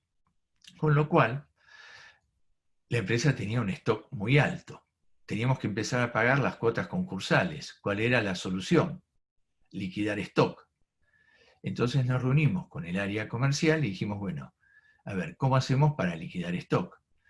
Y entonces armaron un plan, armaban combos de distintos productos para básicamente salir al mercado a colocar este producto. Esta era una curtiembre que se dedicaba fundamentalmente a negocios de exportación y su producto era apetecido por el mercado local. Entonces llaman a 10, 12 distribuidores que existen en la Argentina, los distribuidores entusiasmadísimos con el producto de esta curtiembre, que habitualmente no era el producto que se vendía en el mercado, y se decide armar combos de productos.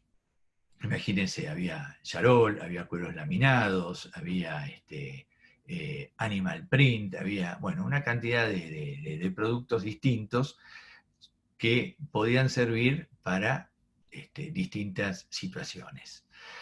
El tema es que al armar estos combos se le empezaron a fijar precios. Entonces dijimos a la gente de ventas, ok, ¿a qué precio considerás que se puede vender esto? Entonces nos empezaron a decir a tal precio, a tal otro, y les pregunto, ¿ustedes se imaginan que estos productos estaban costeados a un costo muy bajo para tener una utilidad muy alta, o a un costo alto y tener una utilidad relativamente baja?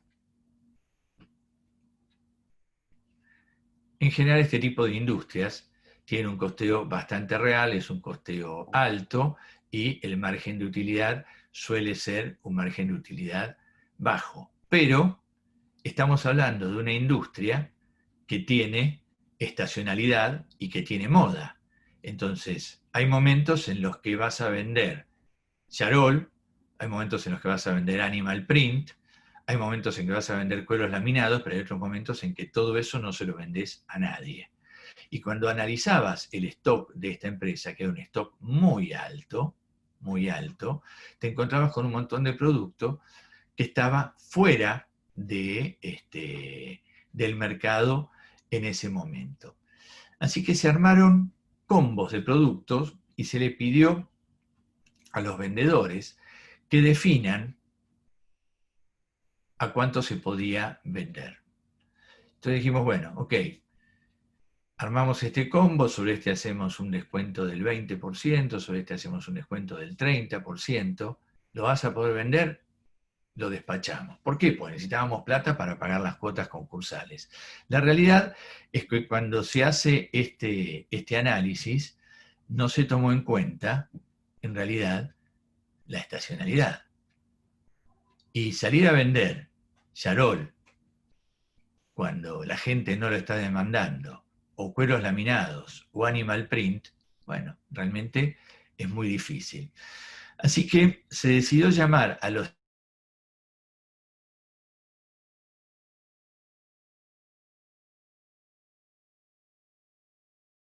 ¿Soy yo o...?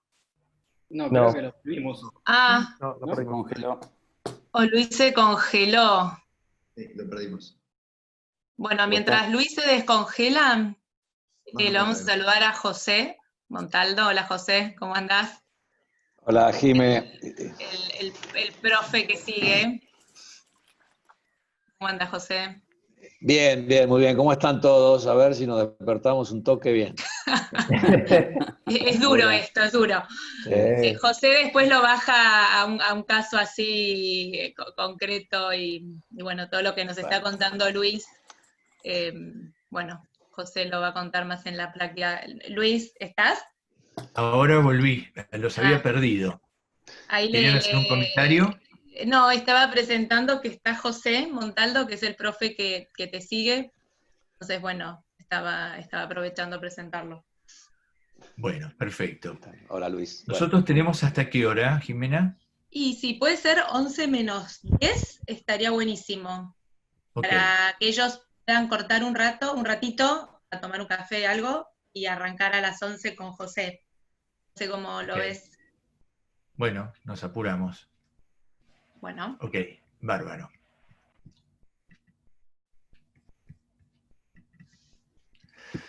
Bien, les decía que analizando la situación de esta empresa, así como estaba planteado, el problema que tenían es que no tenían muchas posibilidades de pagar su deuda.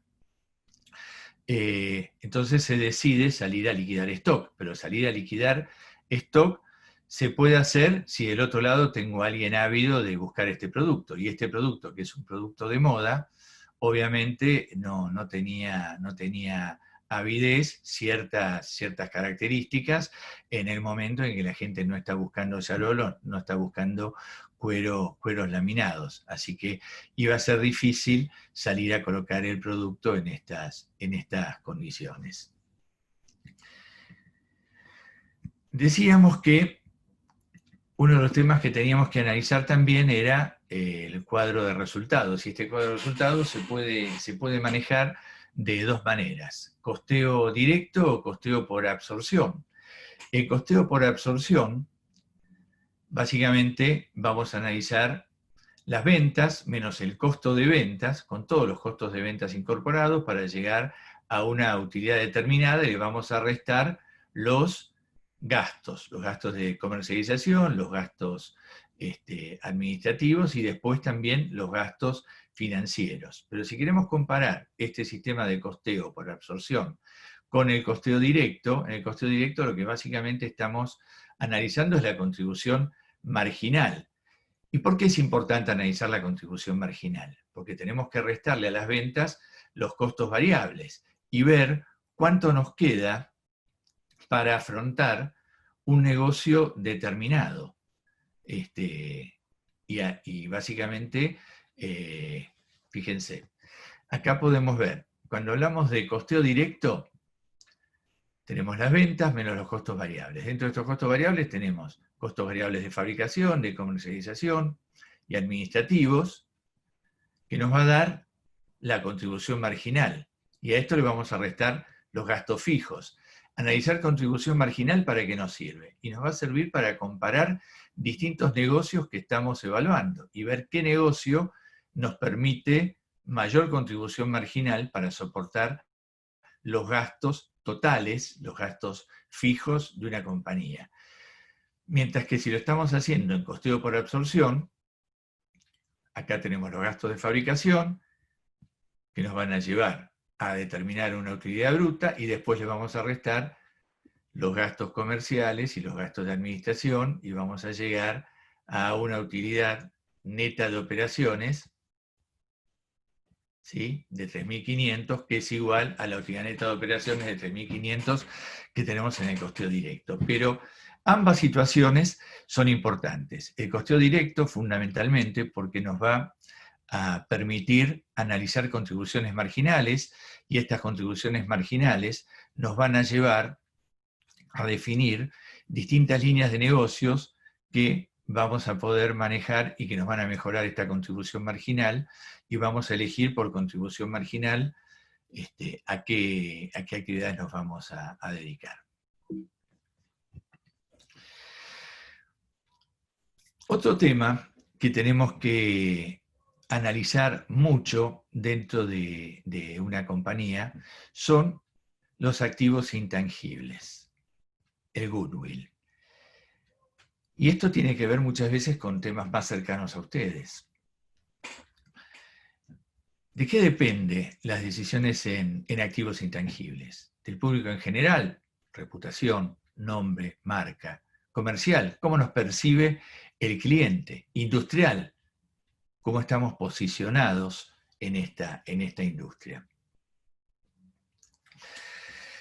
Y esto tiene que ver con decisiones financieras. Va a estar vinculado a las alternativas de financiamiento que tiene esta compañía y a la actitud que tiene frente a terceros.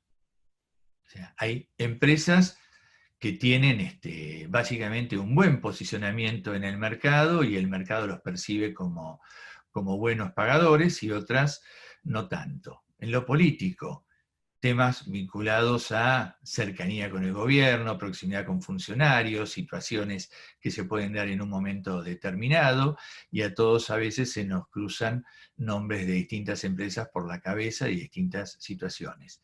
Y riesgo país, porque si estoy invirtiendo en distintas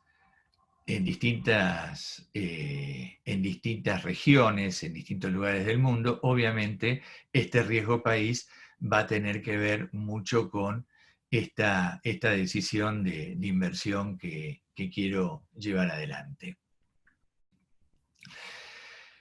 Pensemos ahora en qué pasa del otro lado, del lado de las decisiones de financiamiento y las decisiones vinculadas al capital, al patrimonio neto. Deuda. Puedo tener deuda corriente y deuda no corriente, y voy a tener también mi capital propio. Todo esto va a soportar a estas decisiones de inversión que tomé del lado del activo. ¿De qué va a depender esta mezcla? Y bueno, acá dice deseos y necesidades. Perfecto, yo puedo tener muchas ganas de hacer muchas cosas, pero obviamente tengo que ver qué espalda tengo, y esto tiene que ver con nuestras posibilidades y lo que el mercado en un momento determinado puede estar dispuesto a darnos y a soportar. Y esto va a tener que ver con la situación económica en general, la industria en particular, y obviamente después con lo que sucede en mi empresa específicamente. Si tenemos que diferenciar deuda y capital, en primer lugar, les pregunto, ¿ustedes qué creen? ¿Que la tasa de la deuda es más cara o más barata que la tasa del capital? Por lógica. Más cara. ¿Más cara? ¿La tasa de la deuda más cara que la del capital? Estoy pensando, no. Quizás sea al revés, porque si no, no me podía tomar deuda. Lo lógico es que si tengo deuda, de alguna manera la voy a tener que pagar, y de alguna manera tendré garantías para poder pagarla. Si tengo capital, si yo los convenzo a ustedes de que este negocio es bueno, bueno, en definitiva, vamos a invertir, pero si nos va mal, un pancho, una coca y a llorar al campito, básicamente. Así que la lógica indicaría que el capital es más caro que la deuda. No siempre es así, y va a depender de las distintas fuentes de financiamiento que una compañía tiene. Pero la lógica nos va a estar indicando básicamente esto. Después, si pensamos en corto y largo plazo, ¿ustedes qué consideran? ¿El corto plazo será más caro o más barato que el largo plazo?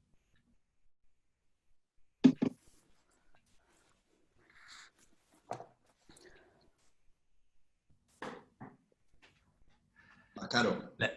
La lógica indica que el corto plazo tiene que ser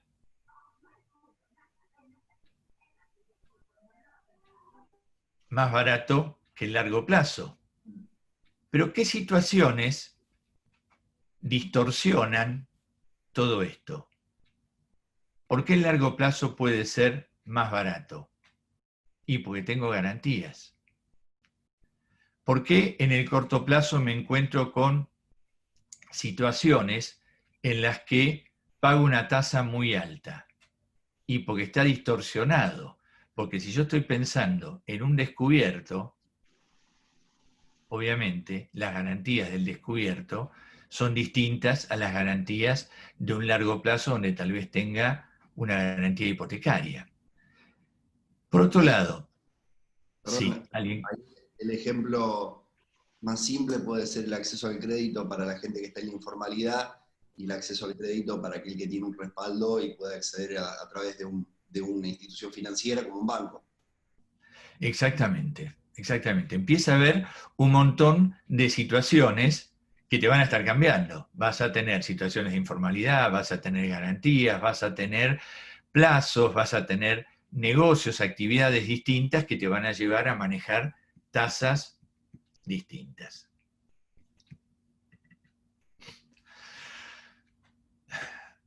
¿Quién tiene derecho sobre las utilidades? ¿El capital o la deuda? ¿Los accionistas o los acreedores? Obviamente los accionistas, pero hay situaciones particulares en que los acreedores pueden tener derecho sobre las utilidades, y esto está así establecido y así definido. ¿Quién tiene derecho sobre los activos? Obviamente, en primer lugar, tiene derecho sobre los activos el accionista, pero también puede ser que tenga derecho sobre los activos el acreedor. Si tengo una garantía prendaria, si tengo una garantía hipotecaria, va a tener derecho el acreedor.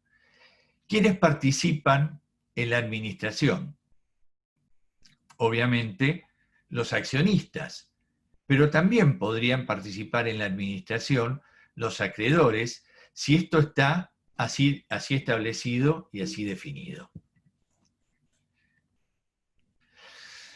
Pensemos ahora en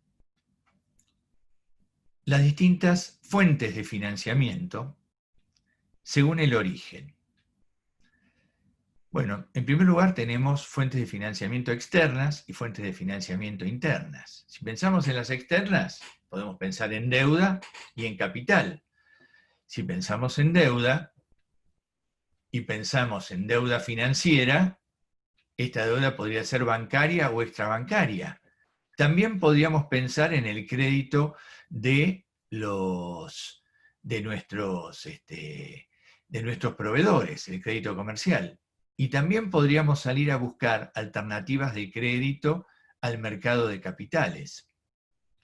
Pensemos un poco en la lógica de todo esto. Si piensan en la deuda bancaria y en la extrabancaria, ¿cuál de las dos tendrá una tasa más alta? La extrabancaria.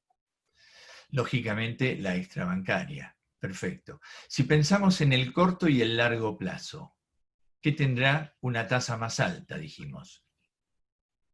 La de largo. El corto plazo. ¿Perdón? El corto plazo, una tasa más alta. El corto plazo. ¿Por qué, Federico? Bueno, por lo que explicaste recién, básicamente las deudas a largo plazo supone que están garantizadas por los activos de la compañía. La deuda a corto plazo se supone que está garantizada por la operatoria cotidiana. Perfecto. Pero lo que tenemos que tener en cuenta es que lo que está distorsionando el corto y el largo plazo entonces son las garantías. A igualdad de garantías, largo plazo debiera tener tasa más alta que corto plazo. ¿De acuerdo? Bien.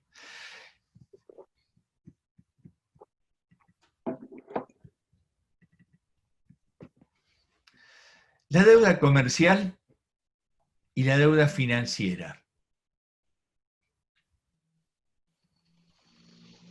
¿Cuál creen ustedes que es más cara? Comercial, más barata. Más barata la comercial. Me financio con mis proveedores. ¿Todos están de acuerdo en esto? Sí. Bueno. Partamos de... Si lo dice Lalo y Federico, estamos de acuerdo. ¿Perdón? Si lo dicen Lalo y Federico, estamos de acuerdo. Ok. Debe ser parte de un chiste interno que no entiendo porque no participé de las anteriores. Son los que saben, son los que saben, Luis. Ustedes trabajamos juntos en el mismo espacio político. Ok, bueno. Entonces, decíamos, deuda comercial o deuda financiera. Yo les pregunto, si ustedes, si estamos pensando en una venta puntual y yo les ofrezco un descuento, díganme ya qué tasa de descuento están esperando, ya. Alta. Un porcentaje. 20. Ya se jugó ahí un comerciante, tenemos un 20% de descuento. Vengo de comercio textil. Sí, me parece muy bien, así que está muy claro el tema de las tasas. Ahora, esta tasa de descuento que vamos a tener ahí, ¿estará metida dentro del precio o no? Sí. Cada uno maneja los usos y costumbres de su negocio, y entonces dentro de los usos y costumbres de su negocio sabe a qué plazo vende, y en función al plazo que está vendiendo va a incorporar la tasa. Así que va a ser muy distinta la tasa del negocio textil a la tasa de un negocio de un producto de consumo masivo o agroindustrial o el que fuera. Considerando la estacionalidad o el momento del año en el que me encuentro. Si estoy en diciembre, probablemente no lo haga porque necesito capitalizarme para enero y febrero, en donde son meses mucho más complejos a nivel comercial, que si fuera marzo o abril, en donde tenés otro movimiento. Exactamente.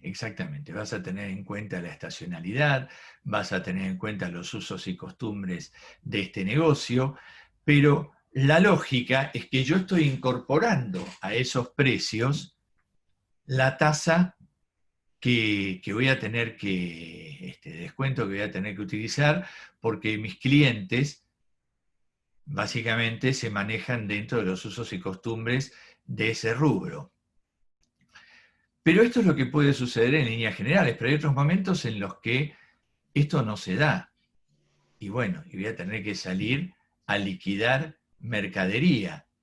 Y bueno, y se van a presentar situaciones distintas. Entonces, la lógica implica que si no estoy especializado en este negocio y vos querés usar mis líneas de financiamiento, lo que de alguna manera voy a tratar de hacer es tratar de trasladarte a vos esa tasa, y seguramente esa tasa va a ser mayor que una tasa financiera. Pero bueno, va a depender de la situación particular que estoy enfrentando. ¿Qué pasa con el mercado de capitales? El mercado de capitales me va a poder dar algunas alternativas de financiamiento en un momento determinado. Y por otro lado, voy a poder pensar en alternativas de capital. Pensar en la bolsa en la Argentina para las industrias pyme realmente es un tema muy delicado, difícil, pero sí podemos pensar en alternativas de socios estratégicos o socios financieros. ¿Quiénes son los socios estratégicos? Empresas que están en el mismo negocio que yo y que de alguna manera podemos llegar a lograr un win-win trabajando juntos. ¿Quiénes son socios financieros? Y básicamente fondos de capital de riesgo que van a estar participando en este negocio, pensando en cuándo van a poder salir de este negocio, porque estratégicamente no es el negocio que les interesa y van a tratar de salir lo más rápidamente posible, llevándose la mayor de las utilidades posibles. Y esto es bastante difícil de lograr. Y la bolsa, en realidad, la bolsa no es algo que podamos manejar fácilmente para empresas pymes en la Argentina, y el mayor caudal de empresas que tenemos en la Argentina básicamente son empresas pymes. Entonces, por otro lado, nos quedan fuentes de financiamiento internas, y esto va a ser retener utilidades, pedirle un aporte a la casa matriz si es que ésta existe, o básicamente pedirle un aporte a los socios. Y con esto, básicamente, estamos en hora, ¿no, Jimena? Sí, perfecto, Luis. ¿Dónde estás? Ahora no te encontraba. Ahí está. Es un paneo un poquito rápido el que hicimos, es como un muestreo, pero bueno, en el tiempo que le podemos dedicar, es tratar de entender cuáles son las decisiones que se toman desde el punto de vista de las finanzas, y que esto tiene que ver con situaciones estratégicas muchas veces, y que cada empresa tiene circunstancias distintas, y que todo pasa por este juego que pasa por las 3 decisiones que se tienen que tomar: decisiones de inversión, de financiamiento y vinculadas a los dividendos. Yo les agradezco mucho este tiempo y quedo a disposición de ustedes. Todos tienen mi mail, tienen mi celular, me pueden mandar WhatsApp, mail o lo que sea, y podemos ampliar cualquier tema que necesiten.